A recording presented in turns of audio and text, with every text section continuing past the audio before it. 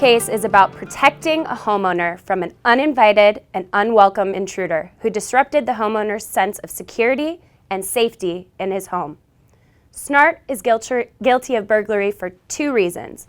First, Snart broke and entered Mr. Rory's house, which is a dwelling under Indiana's burglary statute. Second, Snart intended to commit a felony in that dwelling. More specifically, he intended to commit battery with a deadly weapon. Under Indiana law, a person commits burglary if 1. The person breaks and enters a structure, 2. That structure is the dwelling of another, and 3. The person intended to commit a felony inside the dwelling.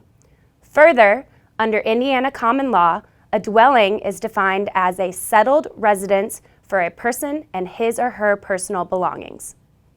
As to the first element of burglary, Snart clearly broke and entered Mr. Rory's residence without permission.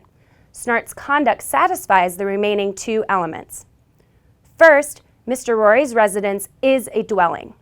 Mr. Rory was in the process of moving into this home permanently and making it his primary residence. The home itself contained running water and electricity and was situated in a residential, historical neighborhood. Additionally, Mr. Rory had already moved many of his belongings over to his home and spent hours at a time there. In fact, at the time of Snart's break-in, Mr. Rory was watching television on his couch, a place where people often relax or even sleep. Many individuals across the United States are fortunate enough, like Mr. Rory, to own two residences, although they cannot physically be at both places continuously. This does not mean that either of these houses do not qualify as residences for these people, just because they may not spend an entire day or week at one place. Mr. Rory could have comfortably lived at his residence the day Snart broke into his home, especially with a microwave, couch, and television already moved in. These belongings for many qualify as necessities for a settled home. One only needs the basics: shelter and food to survive. Second, Snart intended to commit a felony inside Mr. Rory's residence, specifically battery with a deadly weapon. Snart was carrying a deadly weapon in his pocket, a box cutter, when he broke in. While Snart claims that he accidentally left the box cutter in his pocket after leaving work, any knife, no matter the size of the blade or type, is capable of inflicting fatal wounds.